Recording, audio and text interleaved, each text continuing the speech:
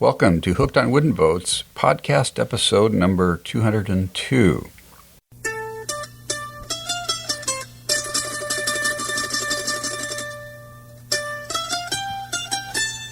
I'm your host today, Dan Matson, a.k.a. Wooden Boat Dan. If you can't do it, nobody can. And this is the world's first podcast fully dedicated to celebrating the art, craft, history, tradition, romance of vessels around the world. Thanks for joining me today, folks. Great to have you on board. I'm going to do something a little bit different today. Instead of yakking about my scamp and some of my personal things that I've been doing lately before the interview, I'm going to do that after the interview. So for those of you that are mainly interested in the interview, not as much interested in the other stuff, then you get the interview first this week. So I thought you might like that for a change, but if you want to give me some feedback on that, I would appreciate it. Today's featured segment is an interview with Eben Annie of New Zealand. And Eben and Annie, I've interviewed them before. I interviewed them a year ago. And if you go to my hookedonwoodenboats.com page, go to the index tab, you can look up which episode it was in and link to that. And I had a chance to interview them again this year at the Wooden Boat Festival in Port Townsend in September. Eben and Annie purchased the famed cutter Taleisin from Lin and Larry Pardey about, I believe it's been 3 years ago, maybe a little more than that. I think it's about 3 years. And last year they moved on board the boat, and so they've been doing some new things there. And so I hooked up with them just to see how things are going, what they are doing with Taleisin, what it's like living aboard, and they talk about their travels and some fun stuff. So stick around, and we're going to go for the interview. Actually, we're going to go for it right now, like I mentioned before. I almost forgot. A little tired today, but that's okay. Anyway, let's roll the interview with Eben and Annie. Take it away, Eben and Annie. It is, I was going to say December 10th, but it's actually September 10th, 2017, the Wooden Boat Festival in Port Townsend with Eben and Annie. Welcome back to the podcast. Thank you for having us. Yeah, so we had you guys, I had you guys on, there's not two of us, I had you guys on last year, and for those listening that didn't listen last year, Eben and Annie purchased, or adopted, as Lynn would say, Taleisin, very famous cutter. He is a cutter, right? Yes. Yeah. That Lin and Larry Pardey sailed for, I don't know, 20 or 30 years, that they built themselves and sailed around the world. And you guys purchased her a couple of years ago? Yep. Yeah, 2.5, 3 years ago, something like that. Yep. And so last time we talked, you guys were pretty green sailors, learning lots of stuff and having fun at it. And you were... I think you were both still working at the time. Yeah. Yes. You were teaching Annie, and you were doing tech stuff. Yep. Yeah. And so give us the update. What's happened the last year and tell us about some of your adventures on Taleisin. Well, a lot has happened and not a lot has happened. We're still pretty green sailors. Yeah. Yeah. Unfortunately, but yeah. We've so we stopped working. December. Yes, December. Yeah. I've been going in for a few hours here and there just when they absolutely needed me, because I didn't exactly quit and walk out on the project, but I've stopped being there doing day-to-day operations. And I stopped teaching. So yeah, when did you stop teaching, Annie? The last day of school, so December 16th was my last December 16th, day. Yeah. Okay. And that was it. So I've only just been in for visits to see how everyone's been doing. Yeah. So you guys were able to save up some money so you could take some time off? Yeah. That's kind of a personal question. But Yeah. It's a personal podcast, right? Yeah. Well, we'll be okay. Yeah. Okay. We'll be okay. Yeah, we got it figured out. Yeah. Okay. Well, not quite, but day by day. We'll figure it out when a we get vague there. idea of what we're doing. So Okay. We've got an idea of where we've got to go to, and somehow it's going to happen. Yeah. One way or another. Okay. So you guys moved on Taleisin. Yes. When did you do that? February 5th. February 5th. Yeah. This year. And is she in Auckland? I can't remember. Yes. Yeah. Yeah. In the harbor in Auckland, there in the marina. West Haven. Yeah. So what's that been like living on her? Pretty smooth transition. There was Really? it was quite easy, surprisingly easy. It wasn't a big deal, and it's just been awesome. So, yeah. What about for you, Ellen? Space has not been an issue. I do have to admit I was concerned that given my nature I might wake up with a pillow over my face or not. I'm still sitting here, so clearly we have not been getting to each other in a small space. Yeah, okay. Which was a concern. You get to know each other better. Yeah, well, we spend a lot of time with each other anyway, and we all do the same thing, so... Yeah. We're a bit of an odd couple in that we spend all our time doing everything together regardless. Yeah. But it's just gone from having an 8-hour day break to having no break. Yeah. Yeah, right. And it's been really good. I think the thing that was the most surprising is when you look at the size of a boat like Taleisin, it feels like you're going to be really cramped and on top of each other all the time. Yeah. And there's no escape to get away from each other. But we have not found that to be an issue. In fact, we haven't even had a proper argument other than what's for dinner on the boat at all. So clearly it's not an issue. No. Now this might not be the case for everybody, because I suspect if you're the kind of couple that needs to have your argument, on a regular interval just to stay healthy, it's space might be challenging. Yeah. Those Italian people. Yeah. Yeah. Okay. So you were living in a flat before that, or apartment, or what do you call it over there? We were renting an old state house. Okay. So did you have to get rid of a lot of stuff, or what did you do with your stuff? We went from 260 square meter house, which I believe is around 2,600 square foot. Oh wow! When That's a big place. When we started down this path of adventure, we got rid of about half of our stuff. Yeah. Stored a lot of it. Moved into a tiny space. It looked like a hoarder's house. Yeah. When we moved in, we had to climb over stuff. It was so small. There was just boxes and furniture everywhere, and it was stacked to the ceiling. Yeah. So we started getting rid of stuff, and then we moved out of that space into a bigger space because it got sold by the landlord at the time. Yeah. So we moved into a bigger space, a 3-bedroom house, and it had a garage. And through this time, we've been selling things and getting rid of things. Throwing out stuff that you can't really sell, donating things that are too good to just throw out. Yeah. Just really getting rid of a whole lot of stuff. Yeah. We then took a 3-week break in December. End of December. Through to January. Well, we were going to go cruising, but we cruised as far as Kauai Islands, got stuck in North Cove where Lin is, got to know the locals, had such a good time. We didn't leave the cove. No, just hung out there. How far away is from Auckland is that? 30 nautical miles. Yeah, 30 nautical miles. We just didn't leave, and we had great adventures on land. We got to meet the most wonderful people. Yeah. We spent a lot of time reading and sleeping. Yeah. We were just so exhausted. Yeah. We'd wake up in the morning and just go, no. Not today. Not today. And it was good. We needed it. It's great because we didn't have to be anywhere. No. We didn't have to feel guilty about doing it. We could just do it. Yeah. And then, of course, we had to go back and, get rid of the remainder of the stuff. Oh, okay. And store what we wanted to keep. And, I think there was 3 weeks that we had left. Yeah, 3 weeks that we... Because when we went back, we told them when we wanted to be, or when we were expecting to move out. So we gave ourselves 3 weeks. So we just had to do it. Mm-hmm. Yeah, and I think those 3 weeks were probably the hardest. Yeah. We only had about 20% of the stuff left to deal with, and oh boy. It was all the little things. It takes a lot of energy, doesn't it? Yeah, it does. Mental energy and... Yeah. I mean, everybody's got these, argument starters. Everybody knows about them. It's that one thing that you had to have. Yeah. And you bought it and you don't use it. Yeah. Yeah. And every once in a while it makes its way out of that dark corner in the cupboard. And then, you get the argument. Back. Yeah. Why did you buy this? You never use it. And or I bought this for you. Why haven't you used it? Yeah. My mother bought that for me. Don't get rid of that. Yeah, so we had a few of those. So we had a few of those, and it was a fantastic opportunity to pass these argument starters on to other couples that don't have these arguments, so they could enjoy them too. Yeah. Okay.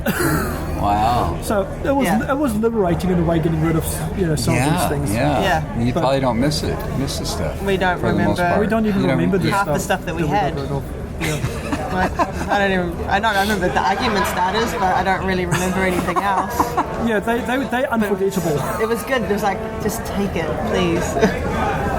So Yeah, and then there was 3 weeks of really hard work. I did actually think we were going to kill each other at one point.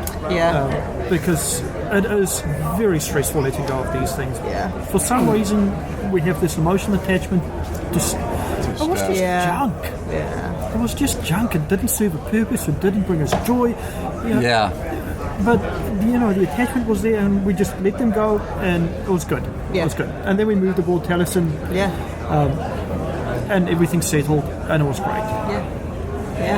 And then we cruised back up to Kauai Island. And stopped. And we got stuck again. So when you say you got stuck, what does that mean? Oh, it means it's such a great place you don't want to leave. We didn't want to leave. So what's going on there that makes it a great place? It's kind of like, I guess, Port Townsend on a much smaller scale. Oh, really? There's just lots of maritime stuff. And there's just lots of really interesting people there, and easy to meet people. They're very welcoming, and it's like a very cool place. It's like taking a step back in time. It feels like you're living in the 60s when you're on Kauai Island. And it's just so relaxed, and everyone's so calm, and it's like so you meet a lot of people on the docks and the marina there. People will just drop in for a visit. People don't lock their houses, and they'll get upset if you lock your house because they couldn't turn the light off that you left on. It's just nice. It's the kind of society that you really want to live in. It's that's an island you can't drive to. No. And you can't drive on it either. There's no roads. No roads. Everything is done by boat. Wow. So it's either boat or if you have to walk. So it's very, very cool. Very interesting. So you went there and got stuck again. This time for 5 weeks. 5 weeks. 5 weeks. Then we had to sail back. Were you anchored out, or did you? We're on Lin's mooring. Well, Taleisin's mooring is still there. Taleisin. That's where Lin and Larry. So that's why we keep going back. Okay. I didn't make the connection. We painted Taleisin's bottom over there. Put on the title grid. So I suppose we've learned a few things because we can dock Taleisin without too much excitement. It doesn't draw too many crowds, which is a shame because it kind of looks better now. So painted the bottom a few times. It was good. Did a few odd bits and pieces. Didn't really get into the maintenance we should have, but we're going to do that as soon as we get back. When we get back, we're going to sail back to Kauai. I'll get stuck, do maintenance. But we do plan on going past Kauai this time. Getting some real cruising done. And we got stuck in the marina with a few injuries. I did a few silly things and injured myself. Oh, really? Nothing major, but But life happens. And being in the marina, you kind of get sucked back into the city life again. And it's not that good, really. No, we were saying just before we left. I was saying, when we get back, I want to do less driving because when we first got back to the city and in the marina, we were walking everywhere and it was nice and relaxed, but as soon as you get back into the habit of driving, you get stressed out again, and you kind of get trapped in that. We have to be here by this time, and we have to go through in this window to avoid traffic, and so we got too used to being up at Kauai, where it was very relaxed, and going into Warkworth, which is the closest little town, to do some shopping for fresh things, and that's like Port Townsend. It's just relaxed. It's very cool. So. Did you give up your mortgage in Auckland then, or you still have that? No, we still have that. Yeah. We Okay. still have that. I think it's a bit of a safety net. Yeah. Until we really get into it. But the thing is, we do have 2 car parks. Yeah. And the car parks alone are worth the price of having a berth in the Yeah. marina. Because parking right in the city is very expensive. So you have. We've got 2 cars still. Yeah. Oh, you still. Yeah. Okay. So, small steps, one thing at a time. Yeah. We're working at it. Yeah. Eventually go carless, probably. Yeah. Yeah. And we'll just leave one up in Sandspit, which is where you catch the ferry from to head to Kowlow. Yeah, the parking is much cheaper over there. Yeah. Oh. So we Much can cheaper. just, Yeah. Yeah. And probably get bicycles. Yeah. Folding bicycles is probably Oh, that's a good idea. yeah. because, that way you get transportation and exercise. Yeah. So that's what she's over at Caldon Island. What's the name? Kowlow. Kowlow. Kowlow. So Kowlow. Yeah. It's Kowlow. Kowlow Island. But it's How's it spelled? It's spelled Kawau. Kowlow. Okay. Where to find that? Yeah. So she's there. How long you guys been there this time then? Or how long's Taleisin been there?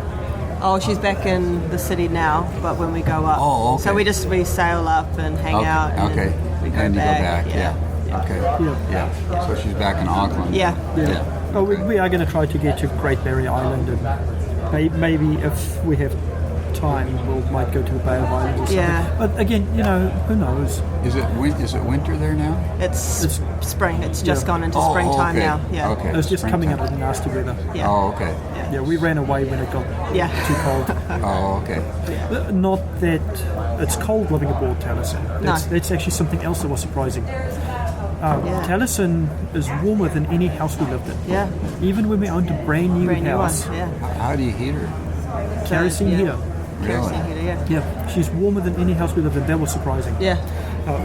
It got so hot at times down below. I mean, we'd have the hatches open, and we'd be stripping down to shorts and t-shirts. And we'd have to go and stand outside for a bit or pop out the hatch. And it was like, okay.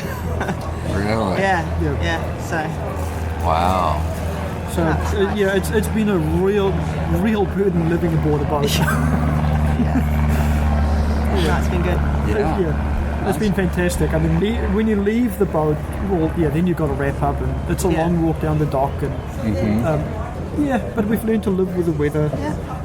Most people don't even know what's happening outside because they're just too busy going from one covered parking lot to another. Yeah.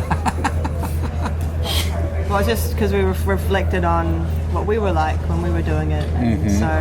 Yeah. So now it's, if there's a really cool sunset, we actually get to see it, or a sunrise, or something going on with the moon or the clouds, and it's just, it's very different. So life feels simpler Yeah. Yeah, in a lot of ways. More Simpler, relaxed. yeah. And slower Yeah. when you're not in the city. when you're not in the city. When you get caught up in the city happenings, then that kind of ruins the whole thing. So Yeah. But Yeah. But we did get to see a moonbow for the first time in our lives. A what? A moonbow. Moon bow? it's like Yeah, a rainbow around the moon. Yeah. It was Oh, around the moon. really? Yeah, it was very cool. Wow. Yeah. Yeah, I've never even heard of that. Yeah. yeah. So that was fantastic. All of Yeah. these wonderful things you get to experience for the first time. Yeah. Because you're not busy racing around from one place to another. No. Yeah. Very cool. So you guys came over to the States in August Yeah. to Yep. go to Alaska. Tell us about that. Yeah. Well, last year when we were in Port Townsend, we met one of Larry's old friends from his boat delivery days. And he sort of jokingly said, well, we thought he was joking, saying, Yeah. you should come see me in Alaska. I've got small planes, we'll take you flying and Yeah. all that sort of stuff. And we kind of forgot about that. Yeah. In February, when we were Kowlow. at Kowlow, Ken showed up at Lin's. And we're like, oh, we know you Yeah. from Port Townsend. Yeah. So we got to hang out with Ken for a bit, got to know him a little bit, and Yeah. took him for a sail on Taleisin. Yeah. At this point, Ken had never been aboard Taleisin because he'd sort of lost touch with Lin and Larry for a large period of time. Yeah. So never seen Taleisin, heard about her, never sailed on her. Yeah. So I said to Annie, well, I think we should take Ken for a sail on Taleisin. So asked Ken if we'd like to go for a sail, and he was up for it. So went out for a sail. There was hardly any no wind. wind. It was really light wind, but we got the big Drifter. out for Taleisin, and we were doing 2 to 3 knots, and Everyone else was motoring around us. It was, there wasn't even really a puff. No. We could only just fill the sail with wind, and we were moving around. Yeah. And I mean, okay, so not being boat people, we didn't really know if that was special or not. But Ken assured us that this is pretty good. Most boats apparently can't do that. Yeah. And then after we tied back up to the mooring, we said, well, you really should come to Alaska. You can stay in my house, and I've got a car for you guys to use. And we decided we were going to take the opportunity. Yep. So we just went, you live once. Yeah. It's not every day someone with planes invite you up to Alaska. No. So I think it was about a month later, I called Ken up and I said, is the office still open? And he said, yes. I'm like, how long can we come? It's like, as long as you want. I'm like, are you sure? He's like, yes. So we made it happen. Wow. So we were only going to spend 3 weeks. 3 weeks there. Yeah. No, only two. 2.5 maybe. Yeah. But then our ship's cat actually passed away, so we didn't have that responsibility anymore. So we extended to go a week earlier. And we were going to go to the Victoria Boat Festival, which was last week. Mm-hmm. Yeah. But we had so much fun in Alaska that we stayed there for 4 weeks. Yeah. Wow. We drove a lot of places in Alaska. Were you in Anchorage or where? Yeah. We were in a place called Big Lake, which is just outside Wasilla, which is about an hour's drive from Anchorage. Yeah. North, yeah. Yeah. But we went as far north as Fairbanks. Yeah. Went to Valdez. Yeah. Went to Whittier, drove through the train tunnel. Yeah. It's amazing what you can do with shovels and dynamite. That was cool. It was very cool. Yeah. That's worth the drive alone. Yeah. Then, where else did we go? We went to Seward. And went sailing. Went sailing for a couple of days. Cairns, Weather wasn't that great. But it was fun. It was interesting. It was an adventure. Yeah. It was an adventure. Yeah. So we didn't mind. No. It's good fun. Yeah. Yeah. And then we came to Port Townsend about a week ago because we came Sunday. Sunday. So Oh, Sunday okay. last week, yeah. Yeah. Sunday So where are you evening. guys staying here? We're staying with Brian Toss. Yeah. Oh, okay. Yeah. Yeah, we made friends with him last year. And Yeah. so He lives here. we've been having Yeah. a great time visiting with him, and there's never enough time. No. So we're looking at extending our visit. Yeah, we made a lot, lots of new friends this time around. Yeah. So I met some interesting people and found there's other things that we need to do. So we'll just hang out a little bit longer and Well, we were getting depressed because everybody we met was telling us of all these wonderful things that we couldn't go and do. yeah. So- We're like, just stop. So we just decided, what the hell. So what are the top 3 things on your list to do now while you're still here? Ooh, I don't know. we don't know. We haven't gotten that far We haven't yet. got a list. Oh. We're just gonna see what happens Okay. and just It's best that you don't make plans because great things happen that way. Yeah. Yeah. Yeah. And because we had plans, we got all upset because we couldn't do things, so we're changing them. Yeah. So now we don't have any plans apart from moving our date to leave. To head Yeah. back. Yeah, which we still need to decide on. Yeah. So My visa allows me to stay an extra 5 weeks, so yeah. Oh, okay. Yeah. we'll see. Yeah. We'll see. Cool. Yeah. Well, it's fun to hook up with you guys again. Yeah. And sounds like you're having a blast. Yeah. Yes. You get back to Taleisin and do a Yeah. little more sailing and Yep. gradually kind of stretch. Yeah. What do you call it? Stretch your wings? Yeah. No. Fly your wings? I don't know. Yeah, Stretch our wings. Yeah. Stretch your wings. Stretch our wings out. Just one step at a time, build skill, Yeah. Yeah. and the most important thing is that we have to enjoy it. Yeah. Because if we the deal is if we stop enjoying it, Yeah. we're going to stop. Yeah. Yeah. Or Cool. take a step back. So Yeah. yeah. Anything else you guys would like to say to people listening today? Any words of wisdom or? Are we far too young for words of wisdom? If there's anything that you keep saying, oh, I wish I could do that, or I really want to do that, you just have to do it. Because otherwise, you'll either never get to do it, or it'll be so far gone that you're so far down the track, you'll only get to do a small portion of whatever it is you wanted to do. So. Okay. And I don't know who said it, but the only things in life you will end up regretting are the things you didn't do. Yep. Yeah. Yeah. Cool. Yeah. Sounds good. Thanks, you guys. Yeah, no, Have thank a good you. trip. Yeah, Okay. thank you. Bye. Eben and Annie, it was great to see you at the festival this year and hook up again and talk shop and find out what's happened with Taleisin and with you guys personally. So sounds like you're doing good, and I appreciate you being on the podcast again. Thanks so much. Okay, so since I did the last podcast, which has been 2 or 3 weeks, I've really made some progress on my scamp. Probably made the most progress in a short period of time that I've done for a while. When I got back from the boat festival in September, I turned the boat upside down and I decided I would epoxy and glass the bottom, the hull, and then paint it and then turn it upright. So anyway, I spent quite a bit of time like fairing the bottom and making all the joints nice and clean and smooth and fixing some rough spots. As you recall, this boat was partially built 4 or 5 years ago, and then it kind of sat around, so things get dinged up, and some of the epoxy work was not as meticulous as I would make it. So there was quite a bit to do there. So anyway, I got that all done, and I actually glassed the bottom of the boat.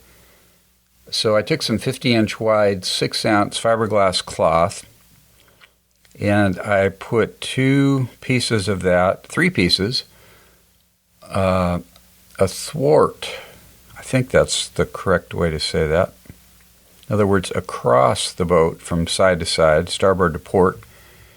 Draped it over the boat, and then I used some blue tape because I was going to do the bottom of the boat. I did do the bottom of the boat and the garboard, which is the first plank next to the bottom. So I carefully cut all the glass. Then I put some blue painter's tape at the very bottom of where I wanted the glass to end. And then I got brave and I started mixing epoxy. And I knew it was going to take a lot of epoxy. And the problem was I did this like 2 weeks ago. And we had this freak day in November where the temperature actually got to 65 or 66 degrees. And I was working on this in early afternoon is when I started, probably around noon, I think. And I was using my fast hardener. I've got a slow and a fast hardener with my West Systems epoxy. Normally in the winter, I would just automatically use the fast stuff because my garage is going to be between 50, 55 degrees most of the time, maybe 60. And so the fast stuff works well. Doesn't take so long to cure. So I started mixing the fast stuff. And I mixed about 8 pumps worth, so maybe that's 6 or 8 ounces, quite a bit in a container. And man, that thing started taking off on me and smoking before I could even get it out of the bucket. I threw it in the backyard. Oh, it was terrible. So then I thought, okay, I've got to do this differently. So I got another container, and I started mixing, and the next I got about 3 or 4 pumps out of each of my resin and my hardener. And the next thing that happened is I put a little too much pressure, apparently, on the pump for the resin, and it broke. The pump head broke off. My hand went down and knocked over the cup of unmixed epoxy onto my workbench, onto the floor, made a big mess. So I had to clean all that up. So that happened next. And actually, it might have been in reverse order. So then I'm like, okay, of course, I don't have a spare pump, which now I do. Didn't have a spare pump at the time. So I'm like, okay, I've got to use slow hardener. And I think I've got slow, which I did. But now I don't have pumps to mix this, so I'm going to have to mix it by weight. So I had to pull out a scale and do some math in my head. So I've never mixed by weight before with my epoxy, but I got a big container, like a cottage cheese container for large size cottage cheese, because I like cottage cheese. Cottage cheese is my friend. So are bananas. And anyway, I got some banana jokes I should tell sometime, but I don't know if I'll tell them tonight. Anyway, so I got my little scale out, set my cottage cheese container on there, tared out as in Tared, out the dial or the scale to 0. Poured in my resin, so I'd do like, so I started with doing the resin. I'd do like 500 grams of resin, and then I'd go, okay, it's 5-to-1, so now I need 100 grams, except I was doing more like 250 grams of resin. Then I go, okay, 250 divided by 5 is, so I need 50 grams of hardener. So then I would tear it out, and then I would add 50 grams of hardener. But then the math started getting a little fuzzy because I was like, okay, 276 grams of resin divided by 5, that's a little trickier. So then what I did was starting with the hardener and then multiplying that number by 5, which was a little easier for my mathematical brain to handle. So anyway, got the slow hardener mixed up a pretty good sized pot. And what I've done in the past for most of my glassing, at least on smaller jobs, is I have a little pallet. I pour some of the epoxy on the pallet. I roll it out on my foam roller, which is about 3 to 4 inches wide. And then I roll a little section on the boat till it kind of adheres or kind of goes all the way through the glass. Then I go back to the roller and get more. That works really nice, but it's really slow when you have a big area to do. So I was doing that for a while, and I was really working fast and hard because it's still warm out, and I got to get this thing done before it gets too warm and the epoxy takes off on me. And anyway, so I did it that way for about an hour, and I was just felt like I was barely making progress. So then I'm like, okay, I'm just going to do the squeegee method. So then I would mix the epoxy, pour it on the boat, take a squeegee and move it around, and then roll it out. And then when I was all done, I rolled everything to make sure I didn't have any real wet spots where the fiberglass was going to float. So it was a pretty stressful day, really. I just underestimated how long it would take to do this. And so I was probably out there 4 hours glassing the bottom of the boat. And then I got it done, let it dry I let it dry till the next morning. Then I went around and cut off the edge next to my blue tape, pulled off the excess glass. And that really worked slick. So I did that, and then I glassed the forward transom and the aft transom both. And I did a real nice job of, when I glassed the bottom, I wrapped it around both transoms about 1.5 inches or 2 inches. Made a nice straight line. And then when I did the transoms, I wrapped those back over onto the bottom of the boat and the garboard and the other strakes.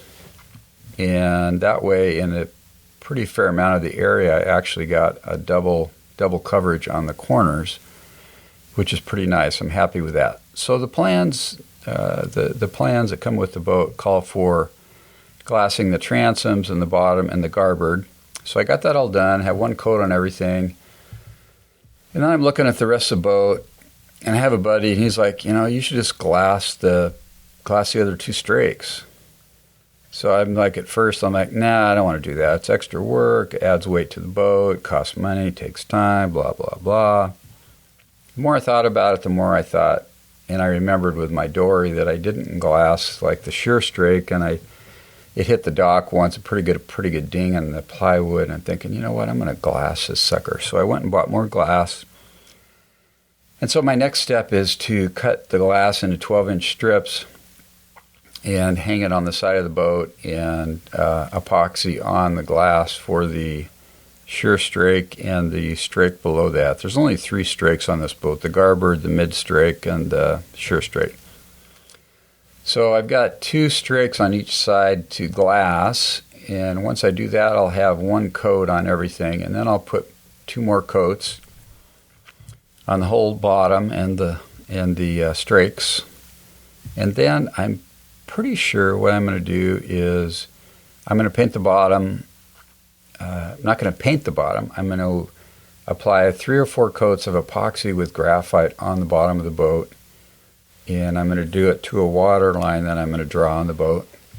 A friend of mine, Brent, did that on his Scamp, and it turned out really nice, and it gives you a real real hard bottom, and it gives you some friction resistance. I don't know, is that the right term? Makes it slick, right? So if you hit something, you can slide off it easier in theory. So I'm going to do that, and then I'm going to paint above the waterline. Probably going to do an off-white of some sort, keep it simple. And then I'll be ready to flip the boat over. So anyway, long story short, I did get a lot done on the Scamp. It's pretty exciting. Then we went camping for the weekend, tried out our new truck and camper, which was really fun. And so now I'm back to work this week for 2 or 3 days, and I'll have some time to work on the boat again. So anyway, there's the update on the Scamp, in case you were wondering. Other than that, life has been good. And we're coming up on Christmas season, which is one of my favorite times of the year. Well, we celebrate the birth of Christ. Not everybody does that, but I do with my family and friends. So anyway, hope you're having a great holiday season. Have a Merry Christmas. And if you want to connect, shoot me an email, woodenboatdan@gmail.com. Or you can also subscribe to my newsletter, which I haven't sent out in quite a while, but I will one of these days. hookedonwoodenboats.com/subscribe to do that. And if you want to send me photos and stories and tell me what you're up to, I'd love to hear about it. So anyway, keep the bright side up and the barnacled side down. Wooden Boat Dan, over and out. God bless.